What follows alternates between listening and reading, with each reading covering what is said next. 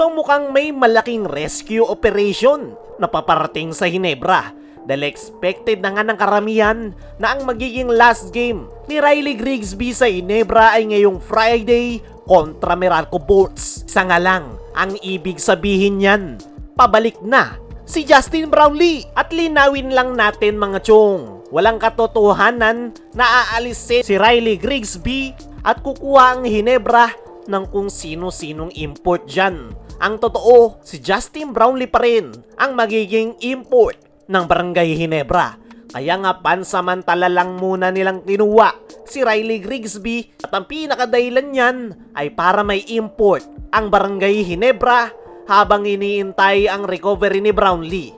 At ngayon na malapit nang bumalik ang kanilang resident import ay parang mabubunutan na ng tinik sa dibdib ang mga Barangay Hinebra fans. Dahil aminado naman tayo, hindi maganda ang naging takbo ng Hinebra nitong mga nakalipas nilang laro.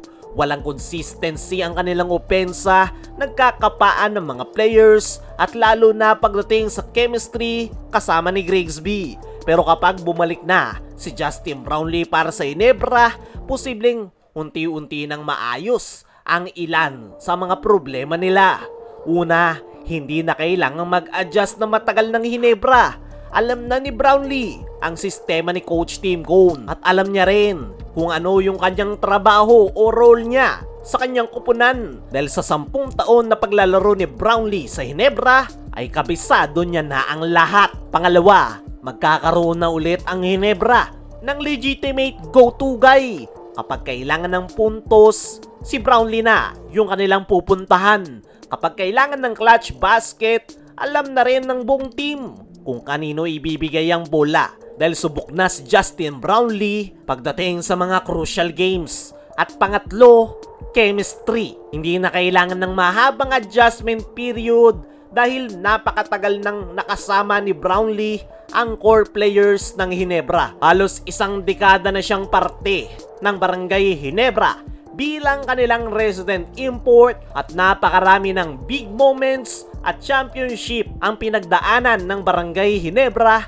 kasama ni Brownlee. Kaya naman, hindi na nakapagtataka kung bakit siya yung tinatawag na GOAT import sa PBA dahil sa napakadami nitong kampyonatong naibigay sa Hinebra pati na rin sa Gilas, Pilipinas. Pero mga chong, wag din nating isipin na pagbalik ni Brownlee ay automatic na agad na maayos ang lahat ng problema ng Hinebra. Hindi ganun kasimple yun.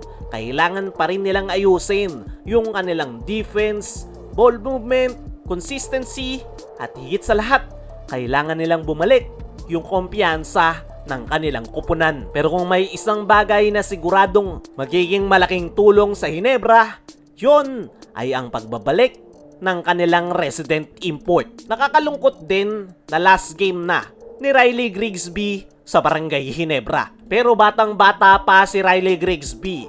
26 years old pa lang ito, marami pa siyang pwedeng ma-improve sa kanyang laro. Oo, may mga ilang mga Hinebra fans ang hindi gusto yung kanyang laro, na kesyo kulang pa daw ito pagdating sa post-up move. Pero gaya nga ng sabi natin, bata pa si Grigsby at pwede niya pa yang ma-improve. At sigurado ako mga chong na itong si Riley Grigsby yung magiging susunod na resident import ng Barangay Hinebra sa mga susunod na taon once na mag-improve pa ang kanyang laro. Samantala, mukhang nadagdagan na yung sister team sa SMC dahil ayon mismo kay Snow Badwa na mayroon daw panibagong sister team ang SMC, which is ang NLEX Road Warriors. Walang paliwanag si Snow Badwa kung bakit sister team na ng Hinebra, San Miguel at Magnolia ang NLEX Road Warriors. Pero kung titingnan natin, mayroong malaking stakeholder